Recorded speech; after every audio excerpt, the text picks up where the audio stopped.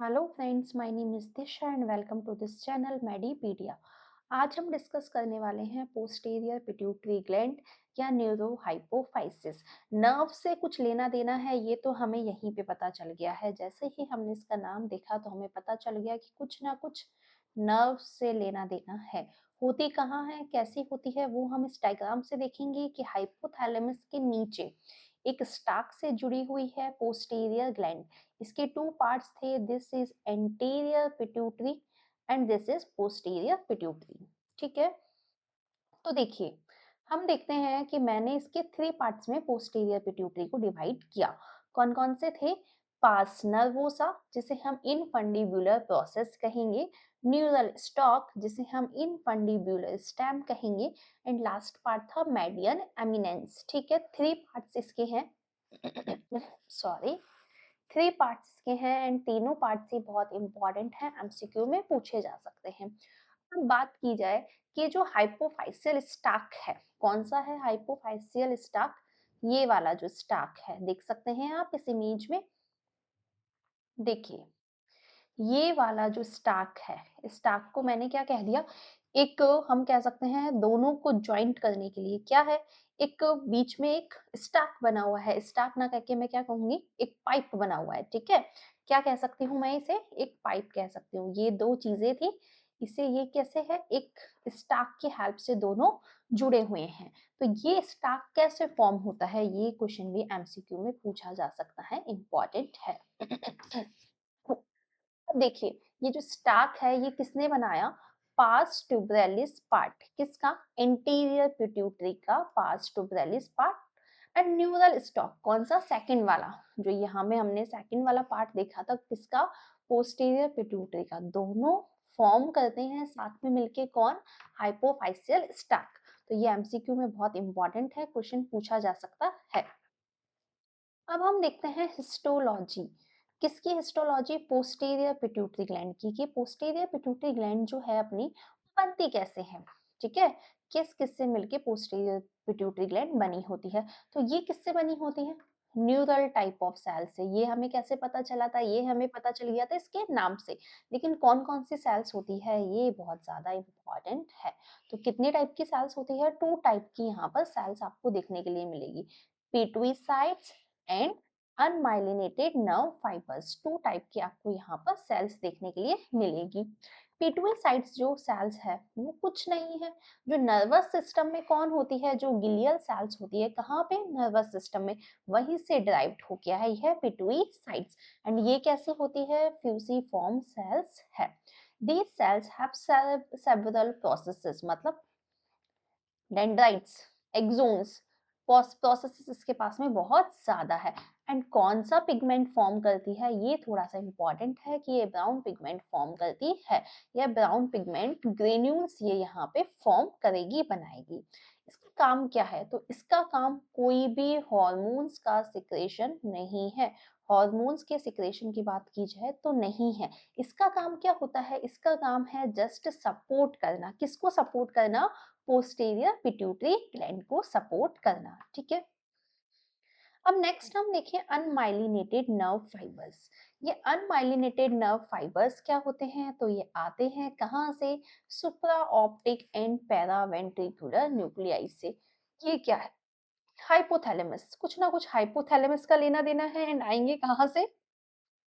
Pituitary वाला stock है, मतलब कि बात की गई है पोस्टीरियर पिट्यूटरी की। ये आते कहाँ से हैं? ये आते हैं हाइपोथैलेमस से। कहाँ से आएंगे? हाइपोथैलेमस से। एक स्टाक से होते हुए आते हैं, जैसे कि मैंने आपको बताया था, दो चीजों को जोड़ने वाला एक पाइप। ठीक है, कौन सा है? सुप्रा ऑप्टिक एंड पैरा वेंट्रिकुलर। ठीक है, कोई कंफ्यूजन नहीं है। याद हो अगर आपको पिट्यूटरी ग्लैंड का डायग्राम, तो वहां मैंने आपको समझाया था, नहीं तो अभी हम वापस से देखेंगे कि अनमाइलिनेटेड नर्व फाइबर्स आए कहाँ से। बट उसी के साथ में आपको ये पता होना चाहिए कि पोस्टीरियर ग्लैंड में, पोस्टीरियर पिट्यूटरी ग्लैंड में पिट्यूसाइट्स एंड अनमाइलिनेटेड नर्व फाइबर्स के अलावा भी बहुत सी ब्लड वेसल्स होती है, हाइलिन बॉडीज होती है, न्यूरोग्लियल सेल्स होती हैं एंड मास्ट सेल्स भी प्रेजेंट होती है। ठीक है, नेक्स्ट हम देखें यहाँ पे कि paraventricular and supra optic nucleus क्या होते हैं? तो यहाँ क्या देखने के लिए मिलेगा आपको? यहाँ पे आपको छोटे छोटे से न्यूक्लियस देखने के लिए मिलेंगे एंड इन न्यूक्लियस के पास में क्या है, छोटे छोटे दाने, ग्रेन्यूल्स देखने के लिए मिले, वही है, ठीक है। सुप्रा optic nucleus and paraventricular nucleus. यहाँ से कौन आते हैं? तो यहाँ से आते हैं अनमाइलिनेटेड नर्व फाइबर्स, जो कि आपको दिखे यहाँ से, ये जो ब्लू वाले हैं अनमाइलिनेटेड नर्व फाइबर्स आए कहाँ पे है? पोस्टीरियर पिट्यूटरी के पास आए हैं। ब्लू वाला पार्ट इज पोस्टीरियर पिट्यूटरी। किससे होते हुए आए हैं? ये क्या है आपका? ये एक स्टाक है। कौन सा वाला? ये वाला, ठीक है। क्या है? एक पाइप है, एक स्टाक है, ठीक है। कहाँ से आए हैं? हाइपोथैलेमस से। कैसे आए? हाइपोथैलेमो हाइपोफाइसियल ट्रैक्ट से होते हुए आए हैं। कोई कंफ्यूजन नहीं है, ठीक है। अब देखते हैं इसके हॉर्मोन्स। जैसे कि एंटीरियर पिट्यूटरी ने कितने हॉर्मोन सिक्रेट किए थे, मुझे कमेंट में बताइएगा। अगर आपने एंटीरियर पिट्यूटरी की वीडियो देखी है तो उसने कौन कौन से हॉर्मोन्स का सिक्रेशन किया। पोस्टीरियर पिट्यूटरी की बात की जाए तो दो हॉर्मोन्स का यहाँ सिक्रेशन होता है, एडीएच एंड ऑक्सीटोसिन। अब आप कहेंगे मैम वैसोप्रेसिन भी तो होता है, तो बिल्कुल होता है। कंफ्यूजन यहीं पे क्रिएट होता है। एडीएच को ही वैसोप्रेसिन कहा जाता है। एंटी डाययूरेटिक ड्रग्स हॉर्मोन्स को ही क्या कहा जाता है? वैसोप्रेसिन कहा जाता है। अब एंटी डाययूरेटिक से एक नाम तो एक चीज तो कंफर्म हो गई है कि जो डाययूरेसिस होता है ना, एंटी डाययूरेसिस या डाययूरेटिक जो डिजीज होती है, ठीक है, उसको क्या करेगा? एंटी, उसको नहीं होने देगा, ठीक है। एंटी है ये किसके? डाययूरेसिस के, ठीक है। तो ये हम अभी देखेंगे कि होने देगा या नहीं होने देगा। बट उसी के साथ में हमें ये तो पता हो कि सोर्स क्या है। ये जो एडीएच एंड एडीएच वैसोप्रेसिन या ऑक्सीटोसिन है, ये कैसे आते हैं, कैसे बनते हैं? तो बात की जाए, सच्चाई बोली जाए, एक्चुअल में बताया जाए तो जो ये पोस्टीरियर पिट्यूटरी ग्लैंड है ना, इससे कोई हार्मोन का सिक्रेशन नहीं होता। क्यों नहीं होता है? क्योंकि जो एडीएच एंड ऑक्सीटोसिन है वो तो कहाँ बन चुके हैं? अपने हाइपोथैलेमस में बन चुके हैं। अब हाइपोथैलेमस से दोनों हॉर्मोन्स जस्ट ट्रांसफर ही तो होते हैं। मतलब कि इसे हम बहुत सिंपल एग्जांपल से समझेंगे कि मान लीजिए आपके घर पे क्या है, किसी का बर्थडे है, ठीक है। तो बर्थडे पे क्या आएगा? केक आएगा, ठीक है। वो केक आपने बनाया नहीं है, वो केक क्या किया है, आप कहीं से लेके आए हैं, ठीक है। तो उसका आपने सिंथेसिस नहीं किया है, उसको आपने बनाया नहीं है, ठीक है। जस्ट आपने उसको क्या किया है? रिलीज। रिलीज को हम कैसे देखेंगे कि आपने सब कट किया, केक कट हुआ एंड केक कटिंग के बाद में क्या हुआ? सब में डिस्ट्रीब्यूट किया। तो जस्ट इतना सा ही काम किसने किया है? पिट्यूटरी ग्लैंड ने किया है। जैसे कि केक आपने नहीं बनाया है, आप लेके आए थे, वैसे ही इसने ये दोनों हार्मोन्स को नहीं बनाया है। किसने बनाया था? हाइपोथैलेमस ने बनाया था। जस्ट यहाँ पर ट्रांसपोर्ट हुए हैं। अब ट्रांसपोर्ट कैसे होते हैं? तो न्यूरो हाइपोफाइसिस है तो ऑब्वियसली नर्व फाइबर्स से होंगे। कैसे? हाइपोथैलेमो हाइपोफाइसियल ट्रैक्ट से, जो हमने लास्ट इमेज में देखा। बट कैसे? एक बहुत अच्छा सा वर्ड यूज में लेते हैं इसके लिए। कौन सा वर्ड है वो? Axonic flow. By means of axonic flow. तो ये जो एक्सोनिक फ्लो है ना, बहुत अच्छा सा वर्ड है। क्यों है अच्छा? क्योंकि क्वेश्चन एग्जाम में पूछ लेता है कि एक्सोनिक फ्लो से होता है या नहीं होता है, ठीक है। एक्सोन से होता हुआ, ठीक है, एक्सोनिक फ्लो से होता हुआ। अब प्रोटीन्स इन्वॉल्व होते हैं। प्रोटीन्स का क्या काम है तो अभी हम ये बाद में पढ़ेंगे, पहले मैं आपको बहुत सिंपल लैंग्वेज में समझा दूं। ये आपकी एक नर्व है एंड यहाँ से कौन आएगा? एडीएच आएगा। ये कौन सा वाला पार्ट है? ये आपका पार्ट है हाइपोथैलेमस वाला। एंड ये कौन सा वाला पार्ट है? पिट्यूटरी ग्लैंड वाला, ठीक है। अब इस एडीएच को कहाँ से आना है? एडीएच बनाया किसने? हाइपोथैलेमस ने। एंड एडीएच को कहाँ आना है? यहाँ आना है पोस्टीरियर पिट्यूटरी ग्लैंड के पास में। लेकिन एडीएच ने कहा कि मैं अकेला नहीं जा सकता, मेरे साथ कोई चलो। जैसे कि हम बच्चे होते हैं ना, तो हम क्या कहते हैं कि मुझे शॉप पे तो जाना है, मुझे वहां जाना है, लेकिन मैं अकेला नहीं जाऊंगा, मैं इसे भी साथ में लेके जाऊंगा। तो क्या हुआ? कुछ प्रोटीन्स आए एंड उन प्रोटीन्स ने क्या कहा? इसके साथ अटैच हो गए, बाइंड हो गए। एंड बाइंड होके क्या कहते हैं? ठीक है एडीएच, हम आपके साथ में चलते हैं। तो ऐसे ही क्या होता है, कुछ प्रोटीन्स होते हैं जो इन्वॉल्व होते हैं दीज हॉर्मोन्स के साथ में, दोनों हॉर्मोन्स के साथ में। उन्हें हम क्या कहते हैं? न्यूरोफाइसिन्स कहते हैं। In the posterior pituitary, these hormones are stored at the nerve endings। मतलब क्या हुआ? अब ये प्रोटीन ने क्या किया? लेके गया एंड उसको कहाँ छोड़ दिया है, नर्व एंडिंग के यहाँ पे टर्मिनल पे इसे छोड़ दिया है एडीएच को, दिस इज द एडीएच।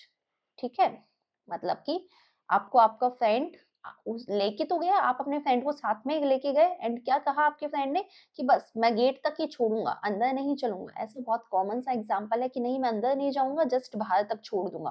तो आप भी बाहर ही खड़े हो कि कोई मुझे बुलाएगा तो मैं अंदर जाऊंगा, नहीं तो मैं नहीं जाऊंगा। सेम ऐसा ही यहाँ पे होता है कि एडीएच अकेला नहीं गया, तो एडीएच ने कहा कि प्रोटीन मैं तुम्हें साथ में लेके चलूंगा। प्रोटीन उसके साथ में गया एंड उसे कहाँ तक छोड़ दिया है, नर्व एंडिंग पे ही छोड़ दिया है।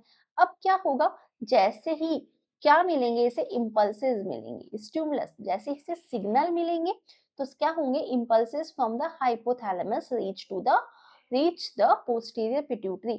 स्टिमुलस इम्पल्स कहाँ आएंगे, हाइपोथैलेमस के से होते हुए पोस्टीरियर पिट्यूटरी के पास आएंगे एंड तभी क्या होगा, ये एडीएच यहाँ से रिलीज्ड होगा, ये एडीएच यहाँ से रिलीज्ड होगा एंड सर्कुलेशन में ब्लड में चला जाएगा। इसीलिए इनको क्या कहते हैं, इन दोनों हार्मोन्स को न्यूरो हार्मोन्स कहते हैं।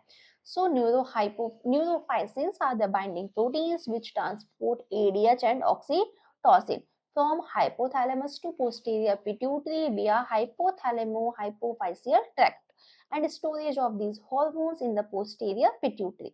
ठीक है, ये बात तो मैं आपको बता चुकी हूँ, लेकिन अब इम्पॉर्टेंट चीज क्या है, इम्पॉर्टेंट थिंग इज कि ये जो न्यूरोफाइसिन है ना, न्यूरोफाइसिन जो है ये भी क्या होते हैं, टू टाइप के होते हैं। ठीक है, कौन कौन से हो सकते हैं, फर्स्ट एंड सेकंड। ठीक है, प्रोटीन्स भी क्या थे, दो टाइप के थे, जैसे कि दो भाई है तो दोनों के अलग अलग फ्रेंड्स होते हैं। कभी ऐसा हुआ है कि दो भाइयों के सेम फ्रेंड होंगे, नहीं। तो न्यूरोफाइसिन भी क्या है, अलग अलग प्रोटीन्स है। अब जो ये फर्स्ट वाला प्रोटीन है ना, ये हमेशा किसके साथ अटैच होता है, ऑक्सीटोसिन के साथ में अटैच होता है, ऑक्सीटोसिन के साथ में अटैच होता है। एंड जो सेकंड वाला है वो हमेशा किसके साथ में अटैच होता है, वैसोप्रेसिन के साथ में, वैसोप्रेसिन या हम क्या कह सकते हैं, एडीएच के साथ में ही अटैच होता है। तो आई होप आपको क्लास अच्छी लगी होगी, टॉपिक समझ में आया होगा कि न्यूरोफाइसिन ने कैसे ट्रांसपोर्ट किया, कहाँ से, हाइपोथैलेमस से पोस्टीरियर ग्लैंड तक या पोस्टीरियर पिट्यूटरी ग्लैंड तक। अगर आपको क्लास अच्छी लगी हो तो क्लास को लाइक कीजिए, अपने जैसे ही फ्रेंड्स को शेयर कीजिए, क्योंकि यहाँ पे आपको मिलने वाला है कंप्लीट मेडिकल लेक्चर्स, वो भी बिल्कुल फ्री, जिसके लिए आपको कुछ भी पे नहीं करना है। Thank you.